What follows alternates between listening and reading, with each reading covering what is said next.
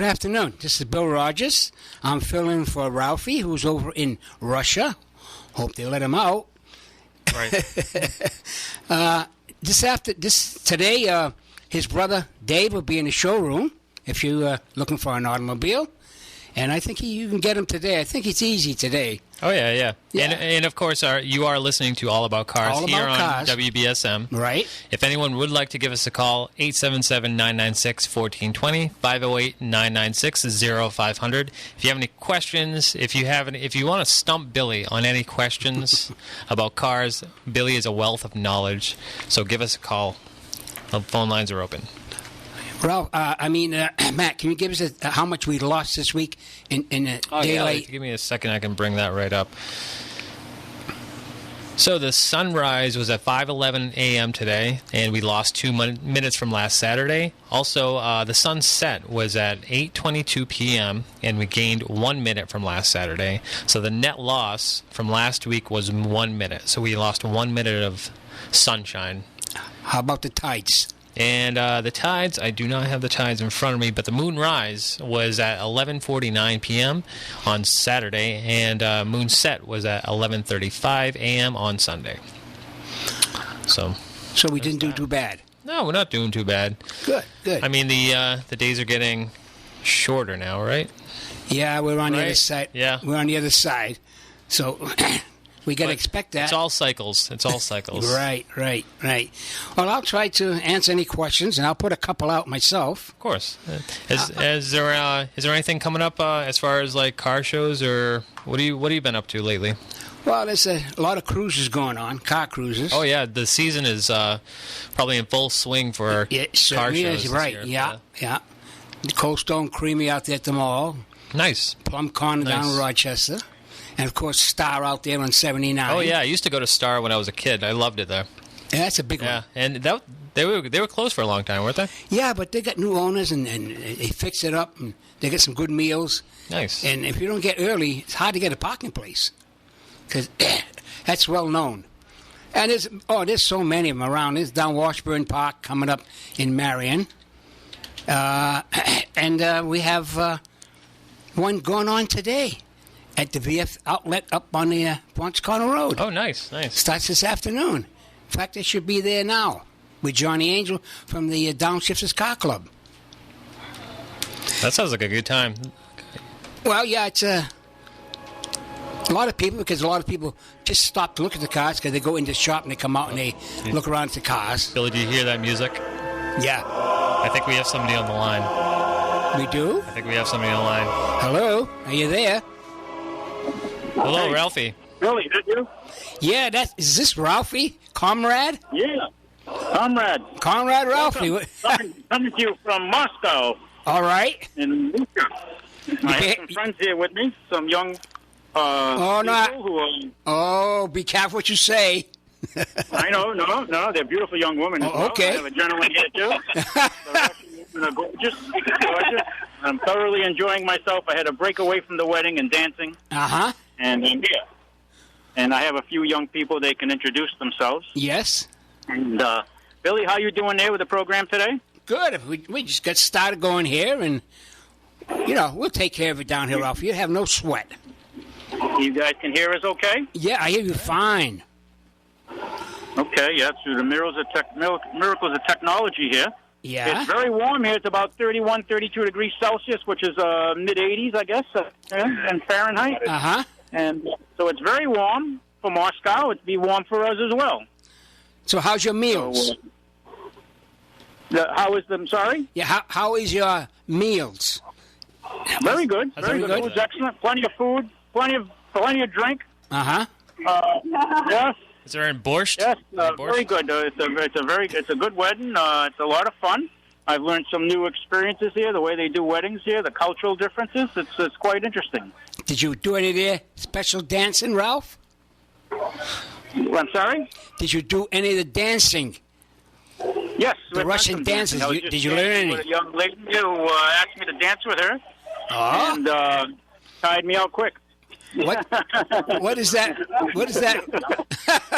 What is that lady's name? That lovely lady you're with? We'll introduce the ladies first. Why don't you introduce yourself? Hi, my name is Natalia. Hi. Yeah. Tell us what you do here in Russia. In Moscow, I work in the central depository. I control insurance companies, PIF, insurance funds, pension funds. So I work like an operational director. So it's quite interesting. Yeah. A lot of you handle money then. A lot of money. That's the kind of woman you want, Ralph. Yeah. That handles money. A lot of women like to handle money, you know. Yeah. I work at it. So, and I have Dmitry here. Introduce yourself. Oh, my God. My name is Dmitry. I'm working in the bank, and my basic obligations is to help our executives to make good decisions according to all the analytics that I made. Okay, so in other words, whether I get a loan or not. So whether you get the money or not. I was talking here, and we had an interesting conversation, Billy, and it relates to automobiles. Oh. And the interest rates. We were talking about interest rates, and they were surprised to hear how low our rates were. Uh-huh. And I was surprised to hear how high their rates are. Oh. For instance, an automotive loan would be running what over here? If I did a 3-year, 4-year loan? Mm-hmm. Not 3. I think it's about 2 or 3 years. That would be maximum over here in Russia. What's the maximum auto loan that you can get in Russia? Like a new car? It's really hard to say. It depends on the money that you pay. Not a bit down. Just you have a Value. you have the value of the car. Yeah. And you have to pay some Size of the total value. some size. Yeah. I have to put 10-20% down. I think it's really small percent. It's about 50% you should pay. 50. About 50% down? 50. Yes. Wow. Yeah. 50. 50. So half down. Yeah. So that would leave about 85% of Americans walking. Right, Billy? You got that right, Ralphie boy. So it seems like you're having a heck of a time over there. Yeah. Did you hear what he was saying about you need about 50% down to take an auto loan? I heard that. Yeah, so half the people in America, more than half the people would be walking in America. Oh, we've been riding bicycles. Because a lot of them want no money down. Yes. They want to finance their taxes. Wow. Think about that. Yeah. That's the differences in cultures. So you're having a good time. Copying the conversation okay? Because it's. I hear you perfect, Ralph. Okay, good, because I wasn't sure about the communications. So you're having a great time. Yes, I'm enjoying myself. I'm having a great time. Are you coming back? Moscow is quite a city. It's a heck of a city. A lot of things happening here, and of course now it's summertime, and people certainly do not waste their time enjoying the warm weather because winters are long and very long, like our winters, only longer because they're a little further north. And it's nice to see the sunset at 9:30 and it starts getting bright at 3:30 in the morning because I know I was working this morning at 3:30 Moscow time in the morning getting information ready for the program. Such a dedicated Yeah, right. when it comes to this radio program. Well, let me ask you one question, Ralph. Are you going to come back to the U.S.? I don't know. You seem like you're having a heck of a time. Well, I'd have to make some changes a little bit in my itinerary, but I could technically stay till next September before my visa ran out. Oh, okay. Or they threw me out. We were talking about mortgages. Tell us about the mortgage rates typically in Russia. If I was to buy a home in Russia, what would I expect to pay for a mortgage rate? And I'm a good credit risk. In other words, I think it's about 12-13%, but common certain rate is about 15%. Yeah. 15%. It depends on the bank. The more considered bank, the bigger bank is, the percent is higher. Yes. The not more stable banks, they offer better percent, but it's not very safe. Not safe. Yes. So the bank. Yes, so it includes some risk, and you should That's decide. to who? Not to the borrower. And to the borrower also. Also to the borrower. So if the bank goes broke, I don't have to pay the money back, right? No. They take my house. No. No. There are banks that take these obligations from the bank which is bankrupt, I see. and you should pay these obligations to the bank, to another bank. Yes, I understand. Yes, Yeah. so Suppose that there may be some corrections in Your interest rate and things like that. Yeah. yes. Typically, if I was to buy a home in Russia, Moscow metropolitan area, how much money down typically does the average can have to come up with? 20 or 30%. 20 or 30%. Yeah. Wow. It's the minimum. Minimum. You hear that, Billy? Yeah, I heard that. Little different world, huh? Yes. Let me ask you Little a different, question, not like we used to be. Ralphie. Well, in our country, I'm sorry, Billy. Let me ask you a question. Have you seen many American Buicks around Russia? Did I see many what? Buick automobiles. Old automobiles, you said? Yes, old Buicks or antiques. Not too many American cars old. I saw an old Zolov, how do you say? You're in Russian, Zolov, the old Russian car. No. They built in the 50s, and I don't think they build anymore. I thought it was Zolov. Zolov? No? Maybe I got the name wrong? Yeah, it's an old... there are very few cars I've seen. I'm going to a auto museum, really, then I can tell you better. There are a lot of cars here. I mean, my God. What I find amazing about Moscow is most of the machines are relatively new. You don't see machines all beat up like we do around our area of the world, and Right. you know, with bumpers pushed in, no bumpers, things like that. There's very little cars that are going around that need significant amount of body work. In the downtown area where I'm staying in downtown Moscow, right beside the Kremlin. Many Mercedes, BMWs, G-Wagon Mercedes, high-end Mercedes, Maybachs. I mean, a lot of expensive cars. How about The suburbs, just outside of town, is you see the Nissans and Hyundais, and that regular folk buy. Many German cars, Billy. No. How about American cars like Cadillacs, Buicks? Some. Some? Not many though. I saw a Cadillac, a new one. CTS, I think it was, or the newer model of that CTS. Andy would, I don't recall the letters, but it was a new Cadillac. I just saw one. A couple of Chevys, but a lost opportunity as usual. Okay. We're not taking advantage of showing our products as well as the Koreans and the Japanese and the Germans and the French. There's a lot of Peugeots, Renaults here, and the Americans are very underrepresented. Sad to say. It's just too sometimes bad. I wonder where our common sense is. So, but it's interesting. Ford. Yeah. There's some Fords. I did see some Fords. Yes. Not so many. Yeah, a lot of them. Yeah. It's one of the most popular American, cars. but they're here. German Fords, no? They're imported from Ford because I know Ford has a big plant in Germany.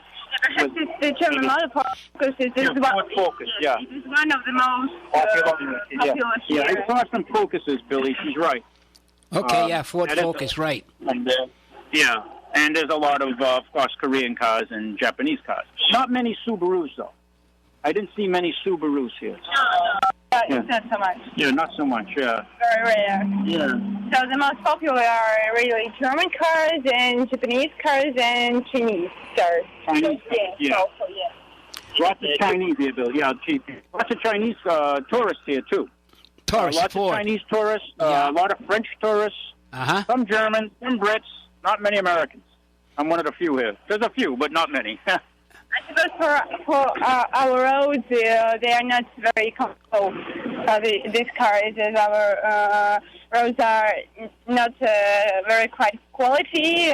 Also outside the city. So yeah, it's very. Moscow roads are pretty good. Moscow roads, yes, but outside the city, when you go to the country house, it is just another side. Yes, absolutely. You can damage your car quickly. So if it is not very safe, it is not very strong, you will survive. Yeah. That's why they have a lot of sports utilities, Billy. Yeah.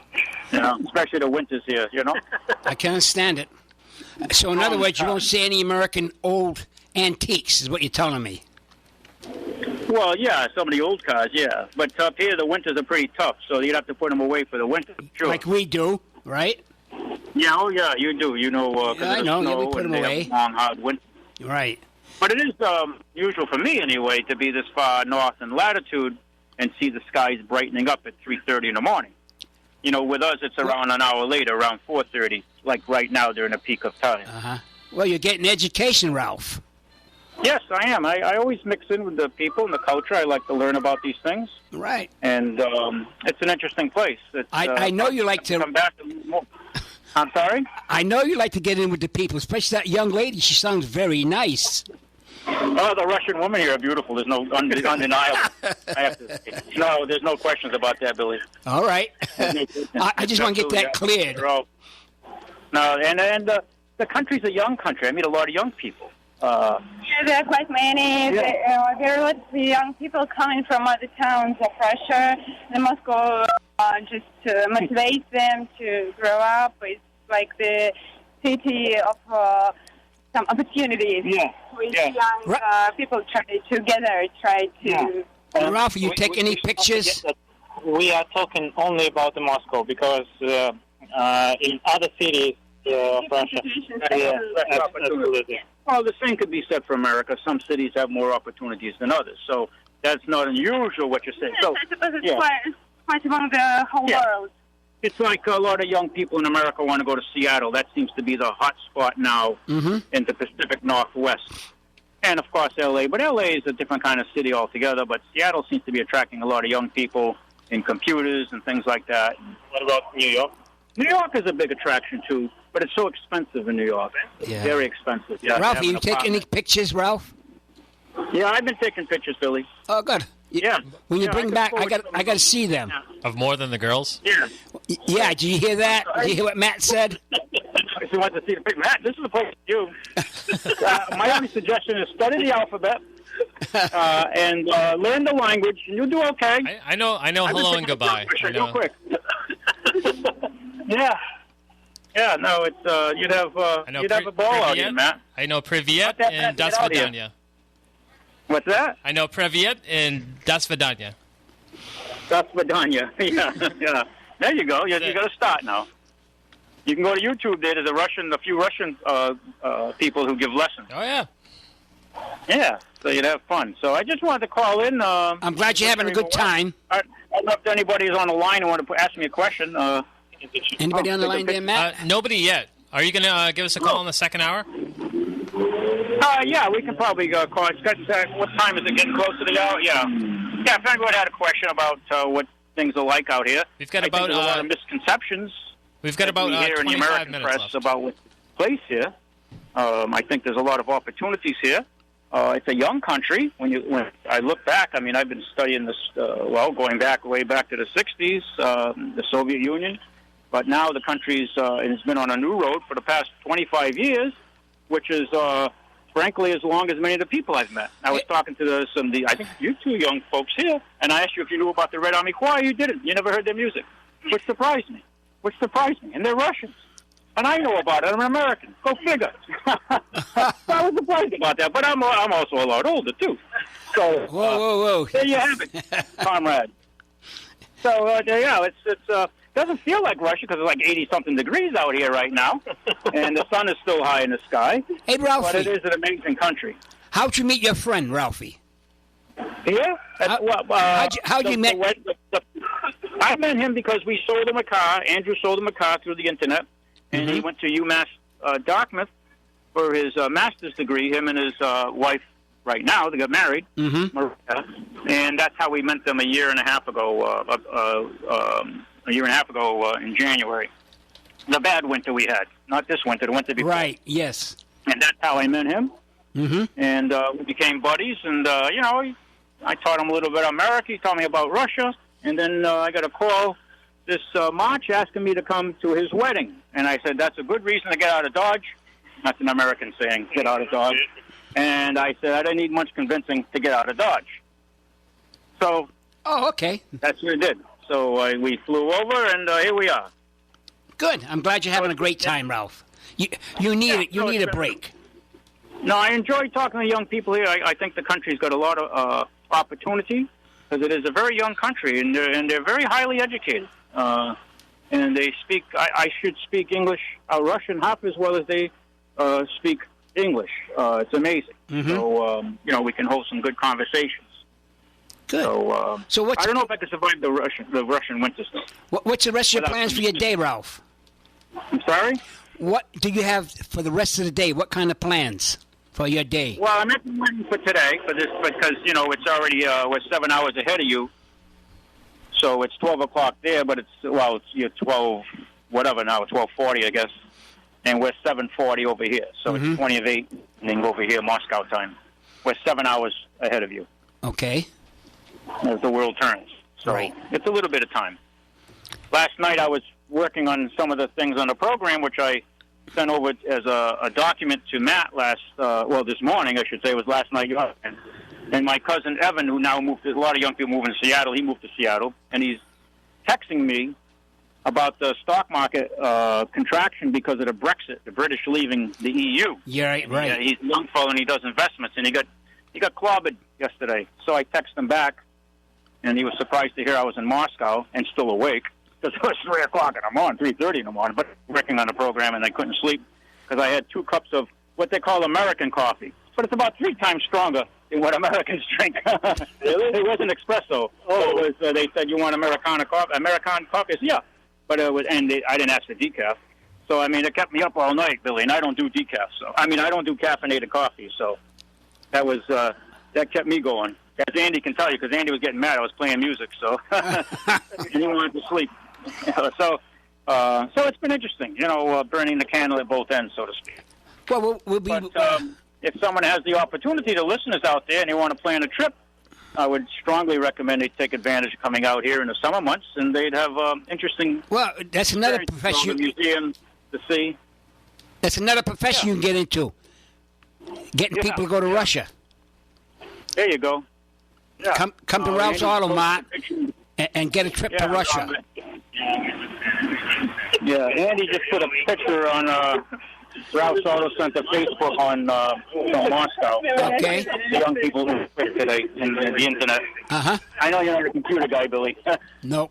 On the Facebook page. Yeah, so he just said Facebook. Well, we'll be waiting to hear from you in the second hour, Ralphie. It's been interesting here, Billy. I have to say, it truly is. China was their east, and this is an old city. Russia the culture goes back about 1,100 years, so they have a different history altogether. It's a little tougher getting around here because the signs are in their alphabet, and I was surprised like China will be in Chinese as well as English, at least on the metropolitan areas. If you go inland in China, it's all Chinese, but where there's a lot of foreigners, the signs are in both English and Chinese. So, they're going to be changes because the World Soccer Cup is going to be held here, I believe, in 2018, if I'm not mistaken. So they're planning on making a lot of changes for people to get around a little easier. So, but as you got to understand, too, the country has been kind of closed off to the West up until recent times, like the last 25 years or so. And, of course, the West still has sanctions on Russia for some products and things, although I see absolutely no shortages here at all when it comes to food or whatever you want. It's there, so long as you have the rubles to buy it. Even gasoline, Billy, is about 30 to 40 rubles per liter, so that's about, it works out pretty cheap. It comes out pretty much like our prices when you figure it out.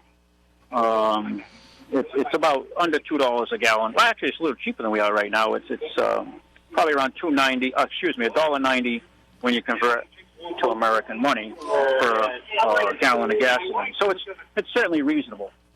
Cheaper now is right now. Yeah, Well, they have probably one of the largest oil reserves on Earth, so they have plenty of oil and natural gas and pretty much everything else you'd want out of the ground. They've got it. So it's a huge country. They have time zones. We have 3, so that gives you a idea of how big it stretches from Belarus all the way over to the Pacific Ocean and Vladivostok. So you're looking at a lot of time zones. So it's a huge country by any definition. Hey, Ralph. There you have it. Just think how people in this world, we get together and talk to each other if it wasn't for the politicians, huh? I agree. I mean, you're talking to people and they seem like they're... We're missing an opportunity, and I think to truly make America great again, we need more dialogue. We need more trade. We're woefully represented here in our products. Although, I mean, I did see some differences. Like, for instance, there was some Heinz ketchup in Russian and things like that. You guys got to go in? You're going to go in? Yeah, okay, I'll let you go in. So thank you for coming on with me. Stand by, Billy. Yep, thank you. Thank you. Coming on, yep, and the audience talking to the audience. Yeah, they're going to go into the wedding. I can talk to you for a minute. But, you know, you do see some American brands here. I guess that they either import from the European markets or maybe even make here, like Coca-Cola is bottled here. They have the little bottles, like the 7.5-ounce bottle is here. And Coke, I was just having it. I mean, it's warm here, very warm here. And, you know, they don't refrigerate too much here. They don't refrigerate your drinks or things like that. There's some cultural differences. I mean, you ask for ice, they'll bring you ice, but ice doesn't automatically come. A lot of little cultural things like that. But they're very very smart. The young people are highly educated. Most all of them have college, post high school education. I think Russia, young people is one of the highest degree attainments in the world. So they're very smart and intelligent people. They speak. Many of them speak beyond average English. It's amazing. I think we're missing out so much. Yeah, I know. Like Andy says, they speak better English than we speak anything. Yeah, in America, you know, so many Americans are lacking any depth in education, and yet we have one of the most expensive educational. I mean, I'm talking to primary schools now. You know, from kindergarten on to high school, we have one of the most expensive systems in the world, and yet it seems to be underperforming in ever so many ways. But that's my observation, especially after talking to these young people here. Very bright, a lot of engineers, doctors. I was talking to a young lady who I was delayed in getting out here because she asked me to dance with her, and she's a dentist. She's a practicing dentist, and she's a young lady. So they're all, many of them, I mean, like our country, many of the young people here are underemployed.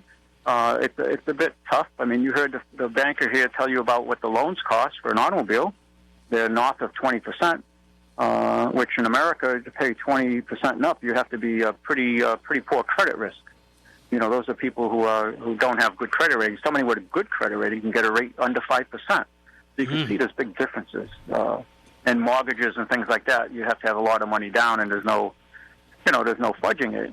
There's no hiding it. You have to have the money down. So so you have to work harder and be more prudent is what it forces here. And I guess you don't see the shenanigans we saw take place in our country with the real estate and the mortgage meltdown and things like that. So that you avoid these type of bubbles, I guess you could say, would be one of the good things from this. But it does put more pressure on people to save and be conservative, live within their means, and save a few rubles, bucks, for down payments on a car or on a house. So, you know, there's some differences there for sure. In America, credit is much easier to come by, even under these more austere times taking place, even in America right now. So when you study these things and talk to young people, you get a different view of what's happening out there in the world. The cars, though, Billy, a lot of expensive cars. I mean, we're in the kind of the inner city, right beside the Kremlin, the big tourist area. They're downtown areas. I mean, I went into a department store. My God, I don't think I could buy a pair of socks. I mean, the prices there were brands I'm not even aware of. It was one of the most expensive department stores I've ever been to anywhere in the world. In America, Nordstrom's, any of those here. Andy was looking at a pair of jeans, and he was shocked to see it was made in America. What was the name of those jeans, Andy? Ford something? Tom Ford is the brand. And what were they selling for? $818 for a pair of jeans made in America. I didn't even know we made jeans in America, but this Tom Ford is, I guess, a very high-line brand, which I've never seen it myself, and it was $818 U.S. dollars now for a pair of jeans. So, I mean, you're talking for high rollers, okay? I would say so, Ralph. I mean, I've never seen American jeans in America, and I'm an American. They're always made in Mexico or Bangladesh. Yeah. Or places, India, Pakistan, American jeans, so I was shocked to see an American pair. Of course, no way I can afford that. Huh. So it's crazy when you see these things, and even these cell phones Andy was showing me, which I never, what was the brand of that cell phone? I'm not even aware of it. Virtu cell phones.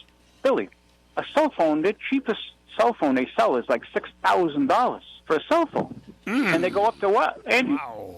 $12,000 cell phone, one cell phone. Very nice phone, though, but you can spend anywhere from $6,000 to $12,000 with a cell phone, okay? So the cost of living there is a little heavy, right? I'm sorry? The cost of living in Russia, it's a little bit heavy. I mean, the prices... On some things, they're more frugal. Gasoline is less than we pay here. Interest rates are much higher, so if you buy a car, you need a lot of money down, to get it financed. So you want to put as much down so you don't have a big payment. So it forces people to be more conservative. Yeah.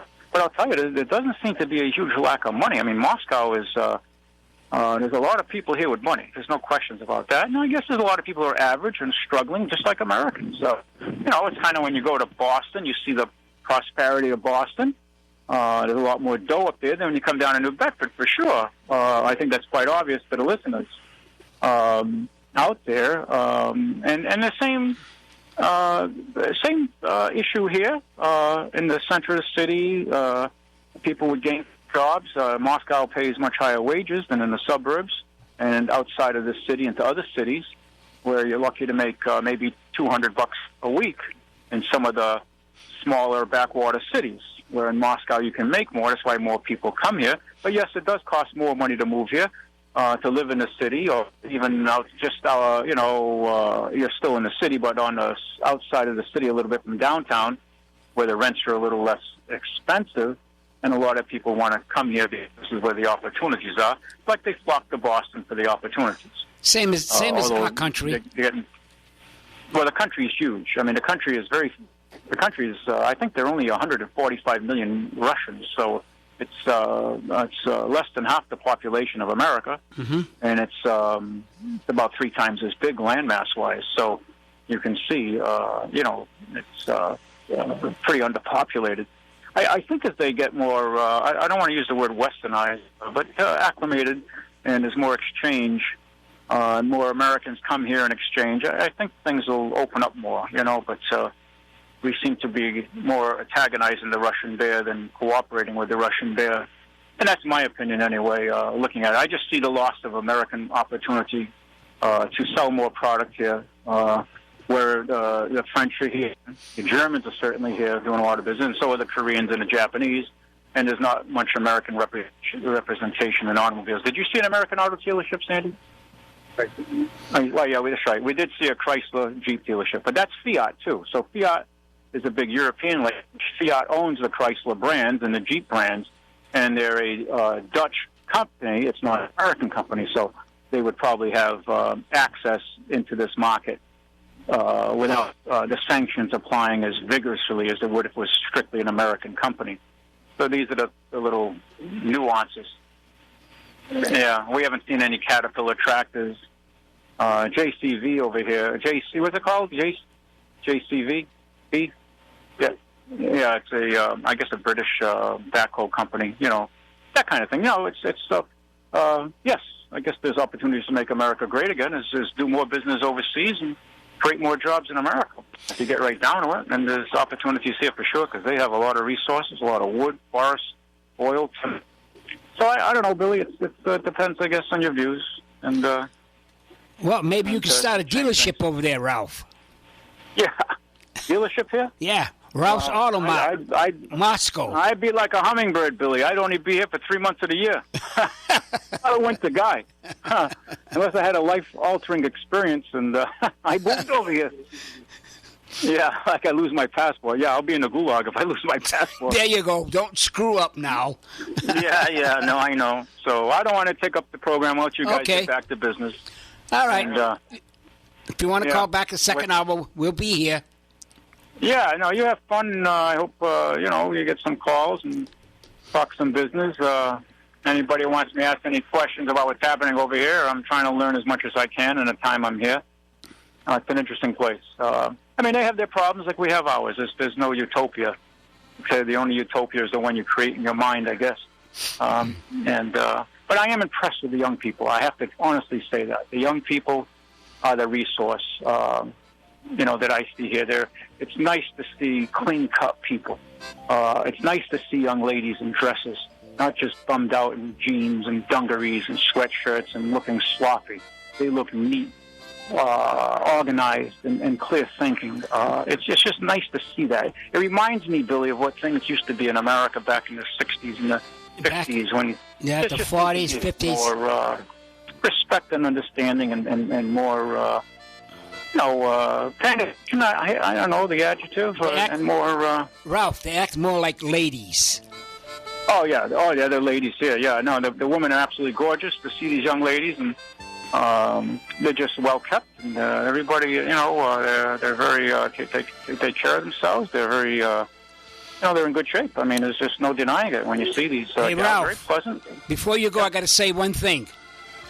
Yeah. Don't you and Annie come home with one of them. No, I'll be shot.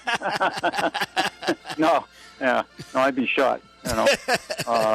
It's a place for young to come, though, certainly, and you can learn a lot. And the people are decent overall. I mean, there's bad in every lot for sure, but you just, I don't know, you just don't see the rowdiness that you see in America or the crime. So many people. When I told them I was coming to Moscow and Russia,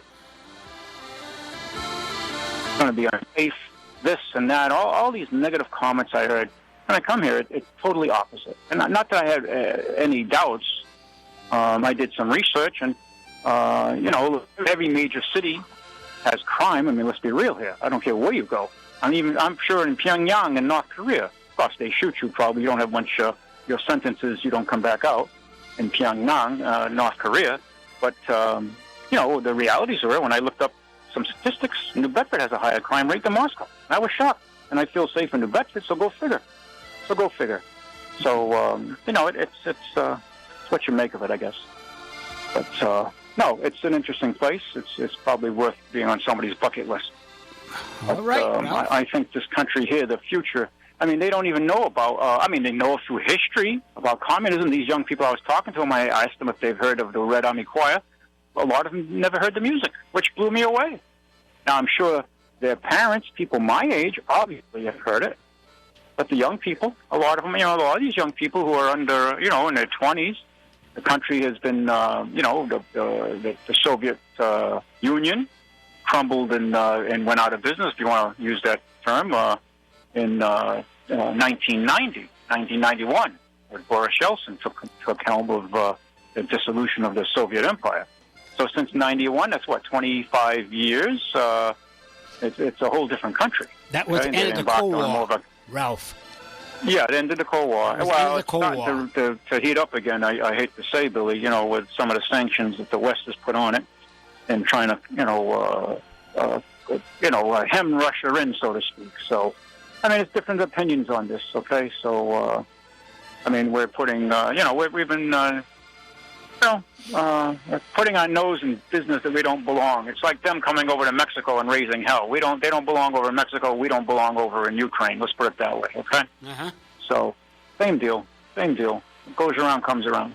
But that's what's happening out here, and it's like I said. I think there's a lot of opportunity here. If they got their issues. They have some corruption issues, and not to say that we don't have ours, but maybe here it's more endemic in some respects. But the country is changing, and I think the youth, most of them are very bright and talented. So I think the problem is they need more youth. It's a huge country with a small population, relatively speaking. So a lot of Chinese tourists there, I can say that. A lot of them. course, it's not that far away. I mean, it's a few time zones. I guess it's as far as I came when you figure it out. Maybe even further, depending on what part of China you're from. But the Chinese have a lot of money. We bought all this stuff, so now they have a lot of money, and they're traveling all around the world. So interesting, very interesting. But that's the way it is, Billy, here from Moscow. Okay. Glad to hear from you. So thank you for hearing me out, and I wish you guys well, and keep up the good work. And thank you, Billy. I want to personally thank you for coming in and covering the program for me. So, all right, Ralph. Glad to do that. much. You know that. This ain't my first time here. Yeah. It's 5 of 8 in the morning. 5 and 8 in the evening here right now, and the sun is still pretty high and very warm. Yeah. It's got to be a solid 80 degrees. So I'm going to go back into the wedding here and go have some good Russian vodka.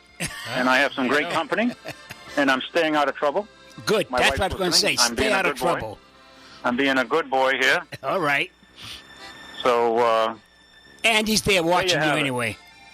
Yeah, no, Andy's a young guy. So, yeah, Andy's learning a lot. He's having a good time. Okay, good. So, all right. All right, Ralphie. Until next time, not store over. Take it easy. See you later, buddy. Thanks, Yep. Matt. All right, thanks. Bye-bye. All right, that was Ralph Medeiros live from Moscow at the wedding. Yeah, at the wedding. Dancing with all those nice-looking young ladies. Yeah. What do we got on tap here now, Matt? So, what's that?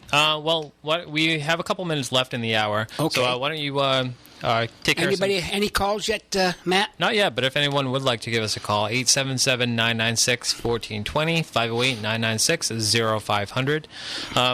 But, Bill, you want to take care of some business? Yeah, sure. Because you old-timers out there, what make a car that had a pelican for their ornament on their hood? a Pelican? Yeah. Pelican, all right. Yeah. What make had that on their car? And also for the Pontiac guys. That's all right. That's a good question. Here we go. They made a special radiator cap back in the 20s. In fact, 27. If the old times can remember what it was, give me a call. See if we can hush old things over. All right, we have a caller on the line. Hello, caller. Caller? I was calling to talk to Ralphie. This is Billy. Yeah, Ralphie's in Russia. I just heard him. He might be calling back in the second hour. He's lying. He says he's behaving. I don't believe it. Can you imagine saying that to us?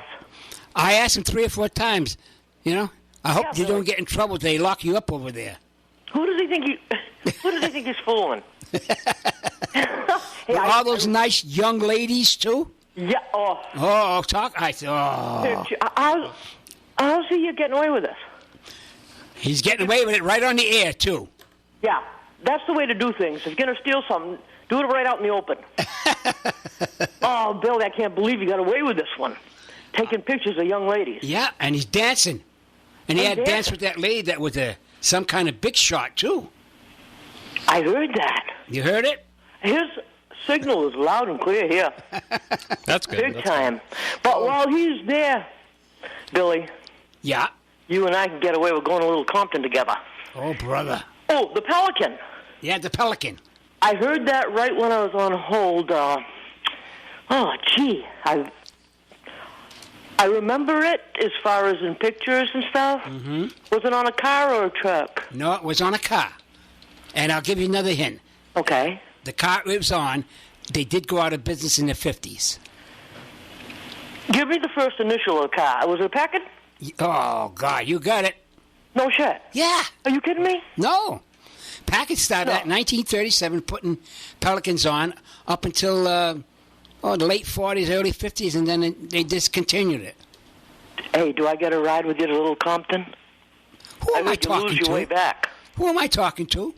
Dirty Deb in Rochester. You know me. Oh. Have a good day, honey. All right, see you later. What a hard ticket. But she got it, though. She did. She got it. She's pretty good. A woman.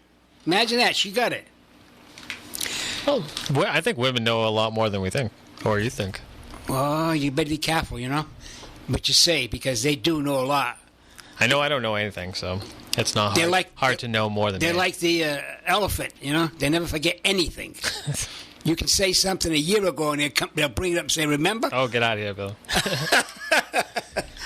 I can't.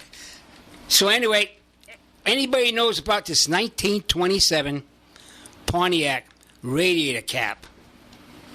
It's pretty fancy. If anybody got a computer Nope. and looked it up, you're going to see. Nowadays, they don't have something like that on vehicles anymore. No more. No fancy fancy radiator caps. caps or on the hood like the Packard had that Pelican, you know? They don't do hood ornaments too much anymore. I think it's because they get broken off a lot. And Especially stolen, caddies. things like that, yeah. I have to watch mine like a hawk because lots of times they park the car and the kids come by and they like to take it off, use belt buckles with it. Right, or the right. old Ram Dodge head they used to put on the trucks. Yep. Used to like get them quite a bit off and use for belt buckles.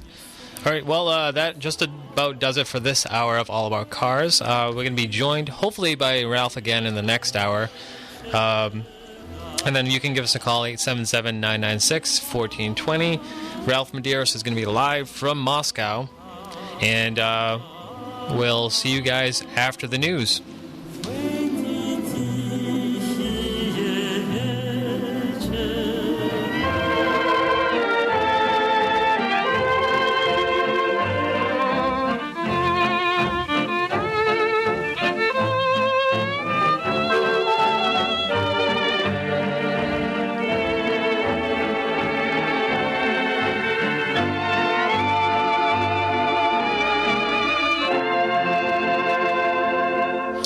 We're back on, Matt. We are. You're listening to All About Cars here on WBSM.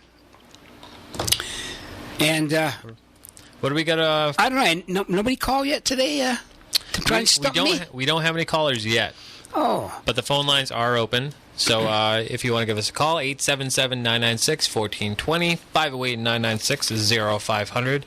But I want to give a list of what Ralph's cars he's got at he his auto gave mile. you something to do. Yeah, all right. Here we go. We got an 07 Jeep Commander Sport 4-wheel drive gray under $9,000. We have a Dodge Dakota 205, a SLT Club 4-wheel drive. That's under $10,000. We have another Jeep 2000 Cherokee. It's burgundy. That's under $10,000. We have a 205 Ford Focus wagon, a ZXW SC. God knows what that means these days. It's beige, and that's $87,168. We have a Subaru Forester, a 2+5X black, under $8,000. We have a Toyota Camry CE Gold, under $5,000, Matt. Yeah. We have a Jeep Wagoner Unlimited. It's blue. It's under $19,000. We have a 205 Ford F-150 XLT Super Cab, 6-foot bed brown. That's under $10,000. We have a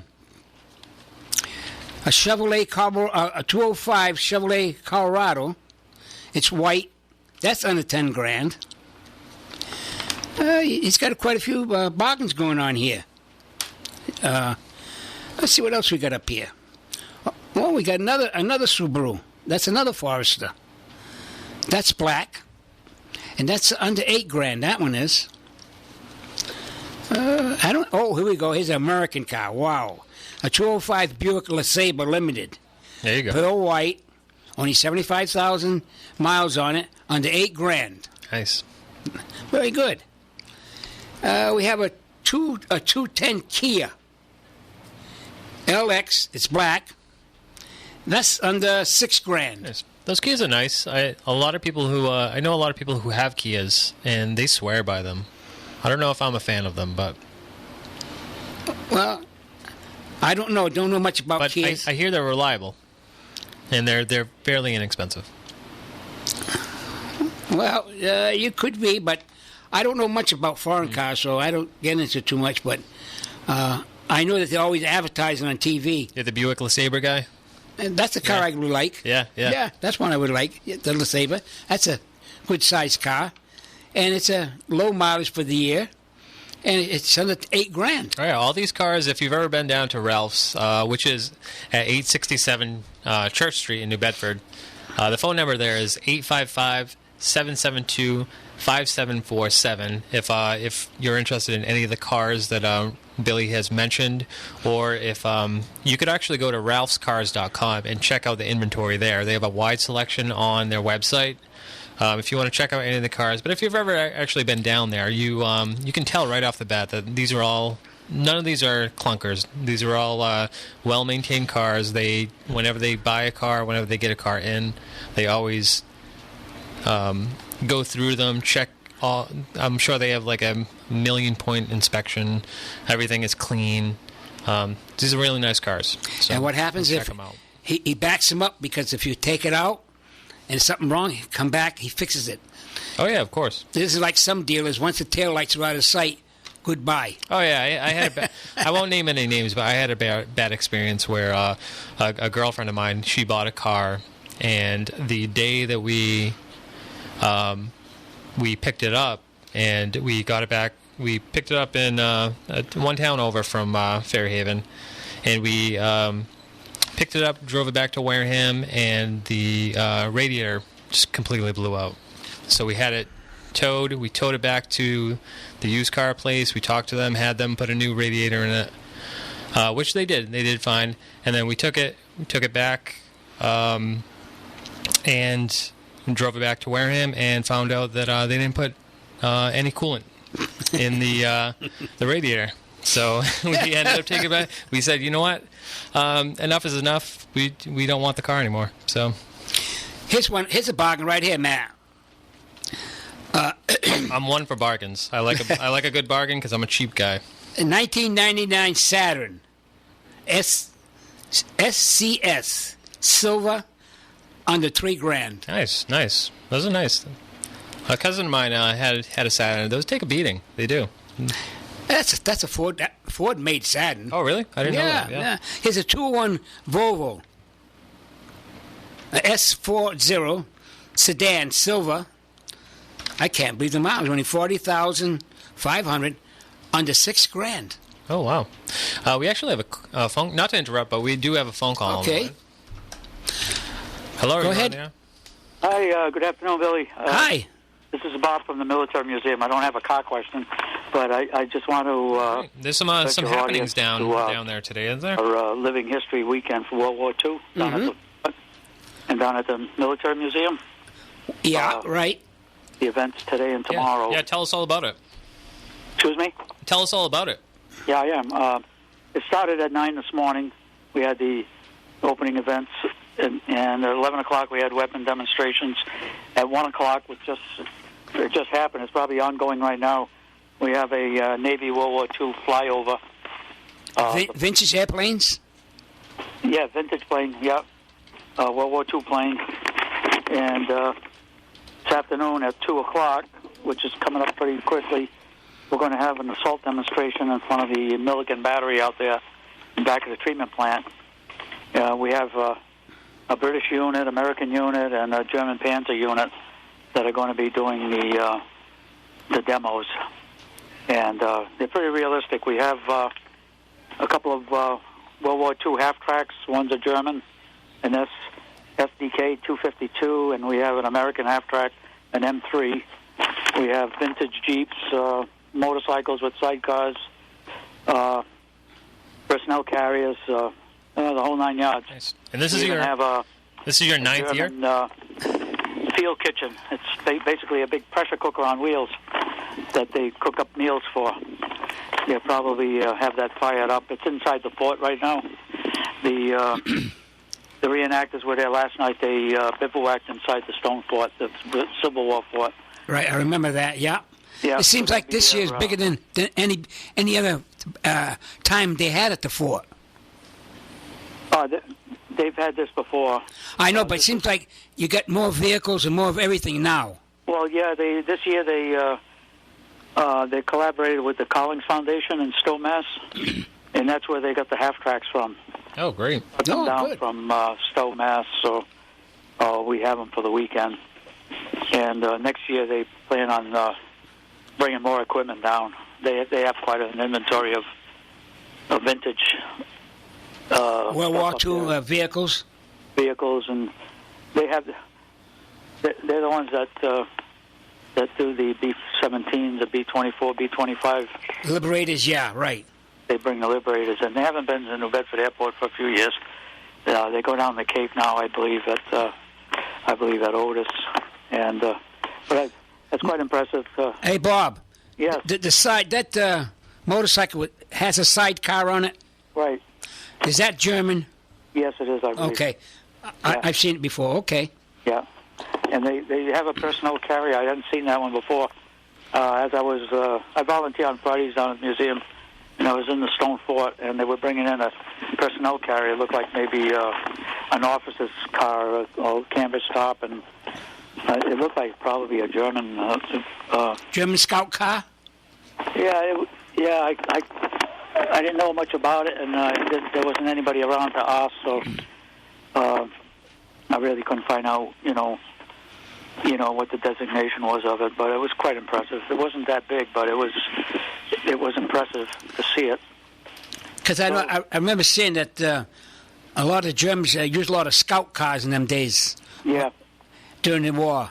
Yeah, I'm not sure if that was one. It looked like may have been an elite officer's car, the way it was canvassed up and everything, Mm-hmm.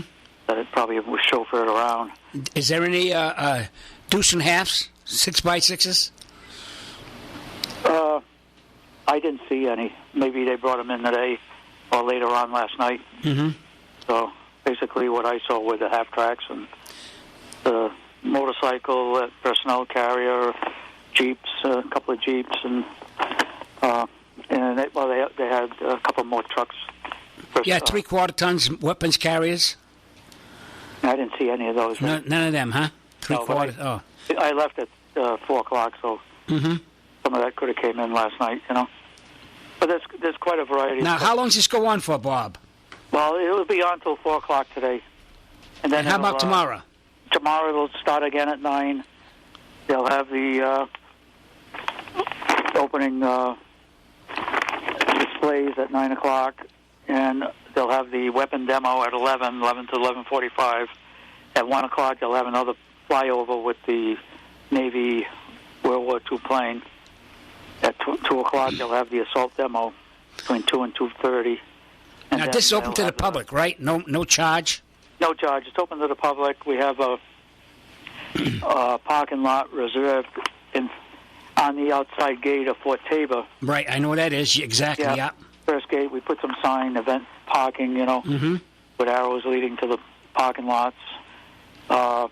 Unfortunately, it's the first weekend. The city is charging beachgoers down there for parking, so it creates a little confusion, if you go into the park and you're there for the event, or you're going into the park and you're there to use the beach, You're there to use the beach, you have to pay. If you're there to see the event, you don't pay. But don't you give I remember giving out little certificates if you go to the museum. I see that you wouldn't get tagged. Yeah, we have passes for museum visitors that they can put in their windshield. Right, yeah, that's what I'm talking about. That's what we've been doing over the past summer months since they initiated the parking. I guess the parking was to discourage a lot of out-of-towners from Worcester and Brockton from coming down and reserve the beach area for locals, Right. Because it's not a big parking area. You're familiar with the... Oh, I know everything about it. Yes, I'm very familiar with that, yes. In the summertime, the lots are already filled by 10 in the morning, Right. And a lot of times we have to post a volunteer where we have parking museum only, make sure the beachgoers are not parking there. Now, so ask one question, Bob. Sure. You got 3 outfits. You have Americans, Germans, and British. Now, yeah. They're camped on what part of they're separated from each other? The Germans were inside the fort. Yeah. I think... I'm not sure where the Brits and the Americans were camping. If they were in the artillery batteries. Or the cross batteries? Where the cross batteries are? Yeah, if you're facing the fort looking south, Yeah. the artillery batteries to the left. Yeah, that's cross batteries. Yeah, Yeah. those two batteries, they may be using those for camping. I think they are, actually. So, inside the fort and those artillery batteries to the left. Now, when they have the reenactment, they do it inside the stone fort? No, they're going to do probably weapon demonstrations, but I think most of the activities going to be outside the stone fort. Okay. You know where the Milliken battery is? Yes, I know what it is, yeah. Plant? Right. Where they have, where the 12-inch retractable guns Right, yeah. be. It simulates, it looks like Normandy, the way the Germans had the machine gun nests on the hills and stuff. Yeah. You know, if you took a picture of that, if you could actually, they did one year, they filmed that whole scenario. We're going to air it on some PBS channel. It would simulate the Normandy beachhead, you know. So that's where they're going to have the reenactments this afternoon and tomorrow morning. They may have weapon demos around the fort, inside or outside the fort. Now, one year they did have the assault taking place inside the fort. Oh, I remember that one. And it was deafening in there. It sure was. Even with blanks. Oh, it was deafening with the machine guns going off. Yes. The sound was resonating through those casements, you know, with the cannon casements. It was bouncing off the walls. I had to go out. I had to leave and go outside. My ears were ringing. So it gets to be dangerous when they do that because they're running all over there and there's no guardrails up on the second level, you know. That's right. Very easily for somebody to misstep and take a fall. Now, Bob, inside the fort, yeah, they used to have little areas where it would show the Americans where they had first aid, how it was then, and the Germans. Is that still doing it right now inside the fort? They probably have stations set up in there to do that. When I left last night, they didn't have it, but they were still setting up, so they probably do. They had. I advise people to go look at that to see how. Right. How during the Second War, how each service had something set up for doctors and for first aid, nurses, and everything. Right. Yeah. I'm sure they have that set up. I wasn't there long enough yesterday to see, you know. But if they had that in previous years, I'm sure they'll have it this weekend because they keep adding more stuff. You know, they don't delete things. Well, that's what I think. It's bigger than when I used to be there than now. They try to enhance it every year to make it interesting for the public, you know. Especially when you could go look at all the different weapons that both sides had back then. You could actually look right at them and almost touch them, see them. And also the museum will be open the whole weekend. Oh, yeah, I would realize that. Yes, it would be. So if you want to really see some vintage weapons, just go in the museum, you know. Still got that torpedo in there? Excuse me? Inside the museum. Still have that? The torpedoes? Yeah, it's still there. Okay, all right. Matter of fact, I called Tim's program this morning, Tim Weisberg. I called Ken Pittman. Oh, nice. And I figured I'd call Ralph's program, too. So, well, Ralph is in Russia. Yeah, I overheard. I knew he was going to be out of town. I figured I'd talk to you and relay the information. And July 3rd and 4th, we're going to display a Medal of Honor that was bestowed on one of our New Bedfordites during the Civil War, Mr. Downey. The medal was donated to the museum by his grandson. I remember that, yes. Months ago. I remember that, yeah, right. Mr. Dennis Udon from Udon Crane Construction. He built a special case for it. It has to be bulletproof. I remember they had to do a lot of things to get it. Right, so we're doing that right as we speak, and it'll be installed hopefully by the end of next week, and they're going to have a ceremony for the Downey family on July 3rd inside the museum, and that's on the 3rd. That's a Sunday.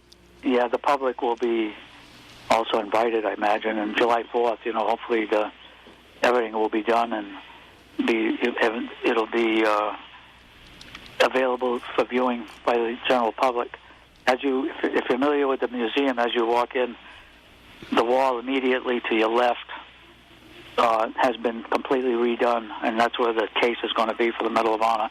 So as soon as you walk in, it'll be right there on the left, and it'll be in view of the visitor's desk right there. So somebody who's always at the visitor's desk can keep an eye on the case. I know what you're talking about. When you come in, when you sign in, right to the left is where it will be. It'll be right. Yeah, it'll be right to the left there. That whole wall. We had a pictorial of Buzzards Bay on that wall. Yes. I don't know if you remember. I remember that. Yes. That's been all taken out of there, and the wall has been repainted, and Poignant Signs is doing a tapestry to put over that. That's going to depict all the Medal of Honor winners from this area during the Civil War era and present times. Right. So that whole wall will be devoted to Medal of Honor winners. So that'll be impressive for people to go down and visit. Good. I'm glad you called, and I hope. I just want to pass on the information, and good. I know it's a little late in the day to catch some of the activities down at the museum. Yeah, but that's fine. There's always tomorrow. We've got tomorrow to do it. Yeah, it's ongoing till 4 o'clock today, and it'll be. What's the time? It starts tomorrow again, Bob? 9 in the morning. 9 in the morning. Okay. 9 to 4, and the same things: weapon demos, assault demos, plane flyover. Everything. What time is the flyover, Bob? 1 o'clock. 1 o'clock. Flyover. I got to see this. Yeah, it should be impressive. It should be. Seeing Second World War vintage airplanes. Actually, I didn't realize this. The plane is in the Sandpiper hangar at the New Bedford Airport. That's where it's based.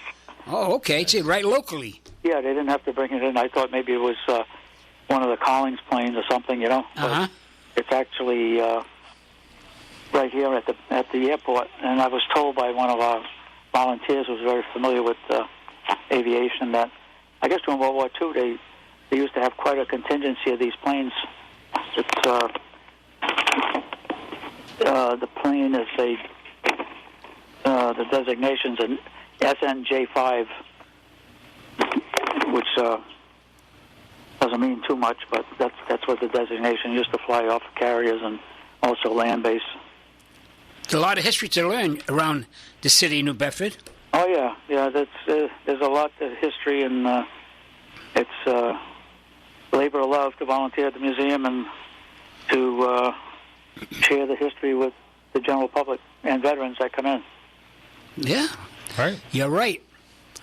So on that note, I shall... Anything else you want to say, Bob, before you go?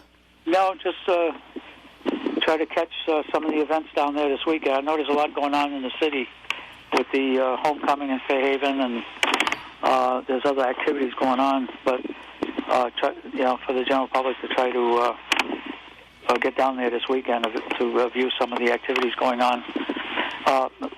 Normally this would have taken place earlier in June, closer to D-Day, June 6th, but because most of the reenactors participate in a big reenactment down in Pennsylvania at that time of year, and so it's hard to get people to volunteer up here, They can't be at two places at once, so Right. So we rescheduled it towards the end of the month, and that way we can get 50 to 100 reenactors to participate over here. So that's basically it. And all right, Bob. We appreciate the call. Yeah. Thank you. Thank you very much, Bob. Yeah, well, it's my pleasure. Catch you later. Thank you. Yep, very good. Bye-bye. Take it easy now. Yeah. Bye now. All right, I'm just going to read the information again for this event, just so everybody knows. But it's today and tomorrow from 9 to 4.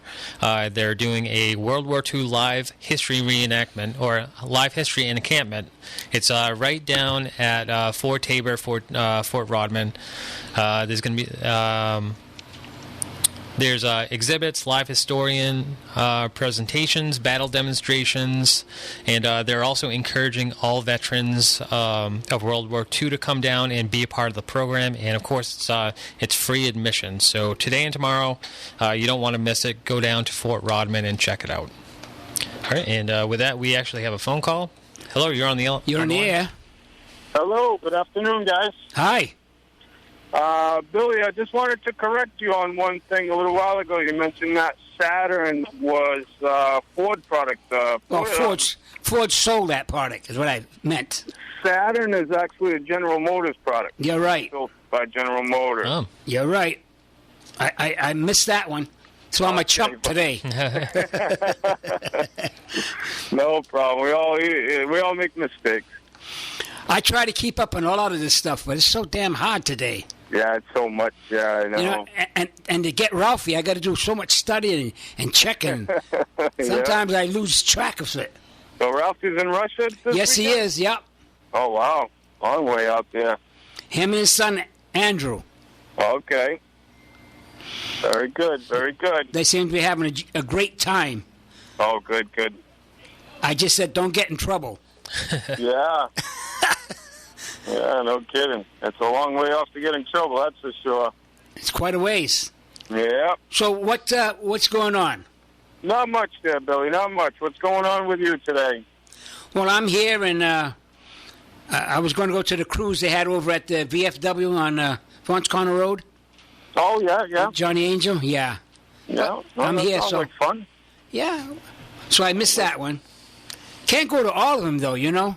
Yeah, hey, at least you got a chance to be on the radio. Well, Ralph asked me a couple weeks ago. He said he's going off. Can I come take his place? Sure. I've done it before. No problem.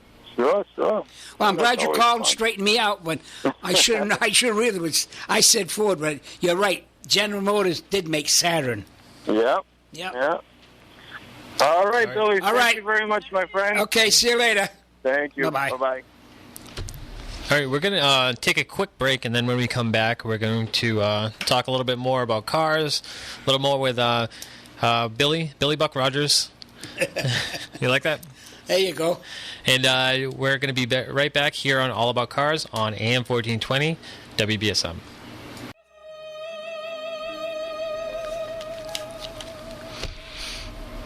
We're back, Matt. We're back. All right, we're back. All about cars.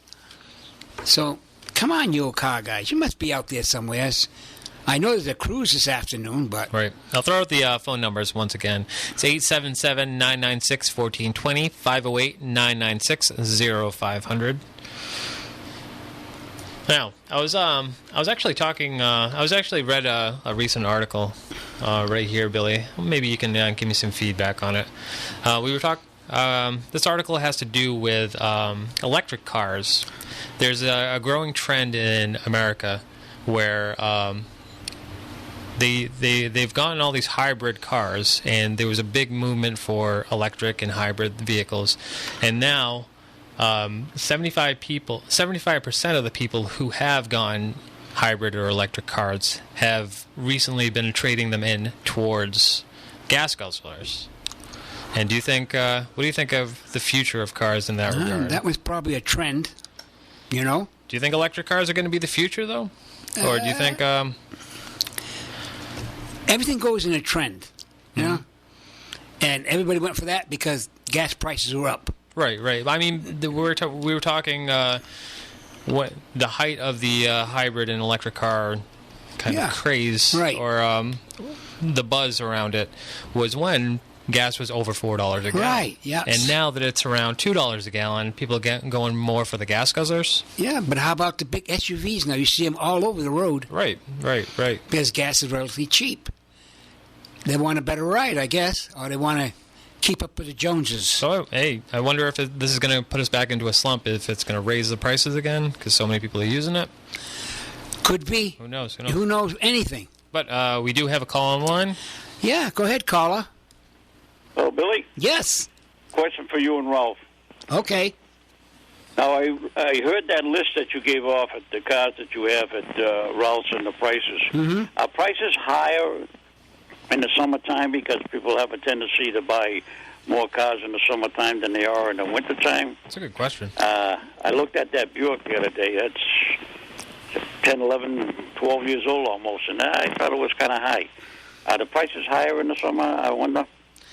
Well, the cars today, when you go buy one, they're high. Yeah. So that brings up used car prices. Yeah. You know? But for that mileage, and that's a nice car, it's with a short mileage and under $8,000, what can you buy for that today? I know 11 years old, or almost 12 years old. Yeah. Well, you know how I look at it? I have an old Caddy in 97, still on 100,000 miles. I don't care what year it is.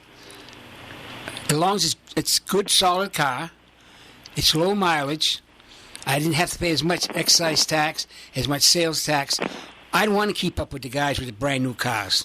You know? Well, I was just wondering if the prices are higher in the summer, that's all.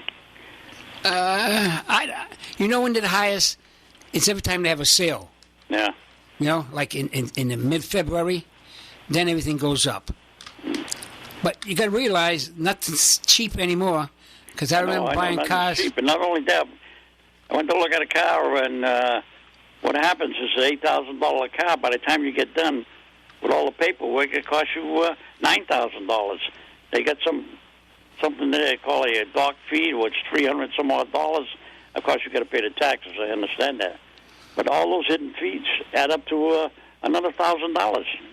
That's ridiculous. You know, you go with $8,000 and you end up paying $9,000 in the end. Of course, you have to pay the taxes. I understand that. Well, no, we're going to get away from taxes. Never going to get away. No, you ain't going to get away from that, is it, Rick? No. But I bought many cars off Ralph, and a lot of my family, and I tell everybody go there. He's about the cheapest one you can trust around. Because usually some of them dealers, as soon as the taillights leave the dealership, forget it. But this guy stands behind it, because if you take it out, I know one person bought a car from me. Say, car for the weekend, see how you like it. What dealer is ever going to do that for you? Yeah, that's true, yeah. You know? Yeah. Well, I heard he was pretty good, so maybe I'm going to take another ride down there and maybe I'll tell you something. Maybe I can negotiate something. I'll be truthful with you. If I didn't have this Caddy, I would have got this Buick. Yeah. Because I like a nice, solid Buick. Yeah. I don't want one of them little runaround jobs. You know, I'm afraid of them. I know, it's a nice car. It's off-white, so it's a pearl white. Yeah, it's a pretty car. Yeah. All right, Billy, sorry to bother you, but No. I was wondering if the prices were higher in the summer than in the winter. I don't think the highest prices you see, like they have a sale, be careful, because that's when it goes up. Oh, yeah. You know? Okay. All right, my friend, you have a good day. All right, thank you for calling. Thank you very much. All righty. Got another caller? Yep, that's a good point, too. Yeah, right. Yeah. So the price, that's a little car trick. They raise the price during a sale. Yeah. That's interesting. Yes. Go ahead, you're on the air. Hello. Hi, Billy. Yeah. Quick question. Yeah. We were just talking about gas prices, and I noticed like a lot of these big SUVs, like the GMCs and the Cadillacs, on the back you look and it says Econo Fuel. It's usually in green. Do you know what that means? Is it running off something separate until you have to give it like a lot of power, or? I wouldn't really know, but I see them pulling a gas station. They just put unleaded gas, the high price gas on it. Yeah, most of them take the premium fuel. Right? Okay, yes. But I see on the back it says Econo Fuel, so it almost gives me the impression that, almost like sometimes these cars that run on electric a certain amount, but then if you push them, the gas kicks in. I was just wondering if that's what that is. I wouldn't know. Believe it or not. I wouldn't know. All right. But I know that them big jobs, they got to put that like 94 Sunoco in it. Right. So it's very expensive, yeah. Oh, yes, yeah, of course. Even my Cadillac, right, which is a 97, I still have to put the high grade in it. The premium. Yeah. Yeah. Well, that's why I was thinking about buying one, because I travel down to Florida every once in a while, and I saw this Econo Fuel thing, and I thought, well, maybe that's how they're getting around it a little bit, is maybe you're somehow getting better gas mileage because of something the engine's either doing or not doing at certain times. But you know how you get good gas mileage? You stay home. No. That's a good one. We go down a highway, I set the cruise control 60. 60, that's I do that too. I've heard that's probably about the best mileage you're going to get. I'm telling you, if you boot it in the rear end, that gas mileage is going for not excellent, not going for excellent, it's going for easy. Yeah. But that's what I do. I get in the highway, and I get in there, and I'll get up to 60, and I push the button, and I'm not up and down with the gas pedal. And it's exactly. Best gas mileage I get. Hey, just cruise. Yep. All right. Thanks, Billy. All righty. Bye-bye. Yep. I don't know if it's the same thing, but they do have on certain cars, they do have the Econo button where you can press it on the highway, and it It shifts early and downshifts late, the transmission, so that it essentially saves you a little bit of gas that way. So I don't know if that's the same thing the caller was talking could be. about. I really don't know. This must be something different. Yeah. But I guess that's similar to what you were saying, where you just do cruise control, and that prevents the car from essentially shifting, and it's the up and down, the fluctuation of speed that kind of eats up all that gas. That's it. Right. I also heard the air conditioner eats up gasoline. Is that true? I don't know. Somebody told me that. Well, I know you got to use every car. It'll say right on the dashboard, use premium gas. Yep. You can't use the garbage, because if you use it, you use more gas, and you spend more money because you're using double the gas. And many times you get them pings and knocks out of the engine because you don't have enough octane for that car. See, I heard premium gas is bunk. You should just go with the regular old unleaded. It's all unleaded, everything. Yeah. But I can't put it in mine. Oh no? No. You got to use either second grade or the third grade to get better gas mileage and better performance out of the engine. I just use regular 87, and then I'll throw in some Marble Mystery Oil every once in a while. I use it all the time. Yep, you and Ralphie turned me on to that stuff. I use it every time I fill up my car. Using everything. I will put Marble Mystery Oil. I put some in I started on my lawnmower for the first time this year. A little late, but that's for another show.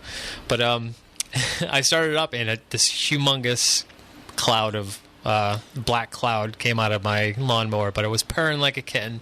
Oh yeah, that's that first burn, because she burned it off the top. What you got to do is when you're going to fill it, you put it in first. Yep. Then you put the gas in because it gets mixture. You won't get it all up top. Oh, all right. If you got a full tank and you put it in, you will get that big blast of smoke. Yep. Because she's taking right off the top. Put it in first, then put the gas in, and it mixes it up. How do you feel about the oil additives too when you're doing oil change? Mm-hmm. Because the Marvelous Mystery Oil, I'm sure there's another of other different additives that you could add. Like, it doesn't have to be Marvel, but you can replace a quart of oil with the mystery oil. Yes, you can.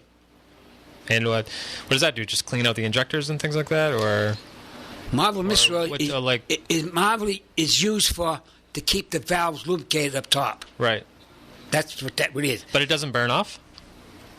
Well, not if you like I just told you, if you got a full tank of gas and you dump it in, it's going to stay up top. It's going to suck it right in, and you get that blue smoke or black smoke.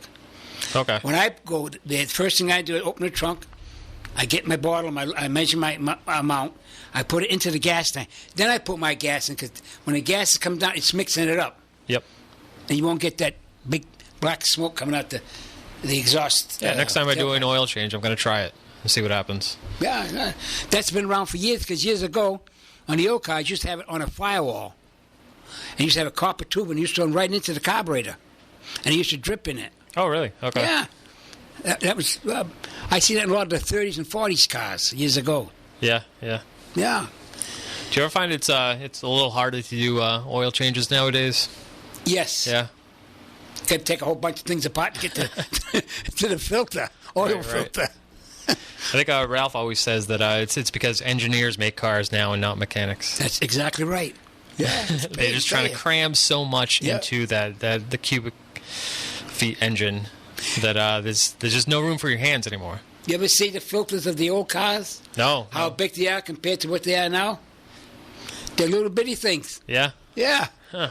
When I went to change oil in Ralph's, I said, what is that? He said, the oil filter. I said, that's a quarter of what my other old cars got, because they're giant ones. Yeah. It's a little Dixie cup thing. Yeah, almost. Yeah. I said, how can that flush oil through there? But that's what it's recommended. Yeah, right. Yeah. Well, I was almost up, Matt. Oh, yeah, we're almost... do you want to read some more off the list here? Yeah, sure. I'll pick a couple more out of here. Right. Good. All right. Because they have a bunch of cars down at 867 Church Street. This is just... they just printed out a quick one for me. Oh, yeah. All right, here we go. A 205 Ford Focus wagon. 87,100 miles. Ain't got a price on this one. Here's a 207 Toyota Corolla LE, 92,000 miles, under seven grand. And we have a Toyota Camry LE Silver, that's under 10 grand. Let's think something else here. Let's see. Oh, we got a Mazda, a 204 Mazda LX. It's red. It's under 5 grand. Oh, nice. Yeah. Another Toyota here again. It's a 207 Toyota Corolla LE. It's silver. It's under 6 grand. Nice. I like Toyotas. I had a Toyota truck for a long time. It did me well, and I wish I didn't get rid of it, but I just was sinking too much money into it. I had to part ways. We have the here's a big one here. We have a 213 Jeep Patriot Limited. It's white. It's got only 37,000 miles. That's under 18 grand. That's the most expensive one I see that Ralph has in his lot.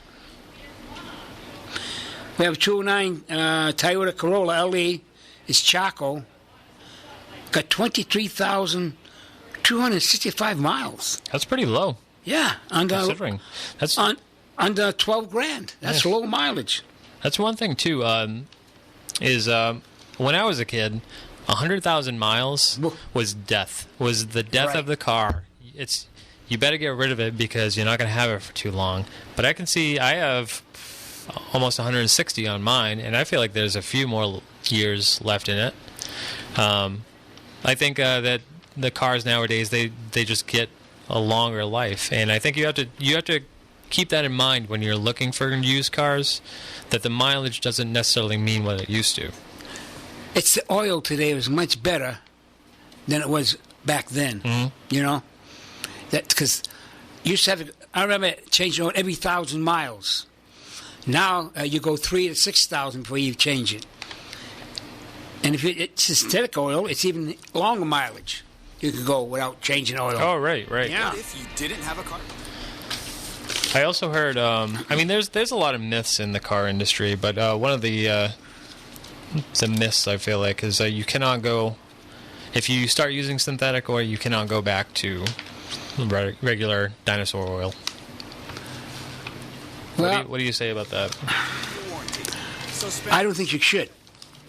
Really, whatever you're using, stick with it. Stick with it. If it's working, don't change it up. Right. If it's not broken, leave it alone. There you go. Yeah. Well, speaking of things that are broken, it's about time to wrap up the show. We will catch everybody next week. Yep. Same time, same place. Yep. All About Cars with Ralph Medeiros. I'm not sure if he's still going to be in Moscow. Yeah, he's going to be. All right, so he's asked me to come in for this week and next week. Nice. So we'll see you again next week, and we'll see everyone else out there, and we'll be right back after the news with Money Matters with Jose Matos. Stay tuned. Okay.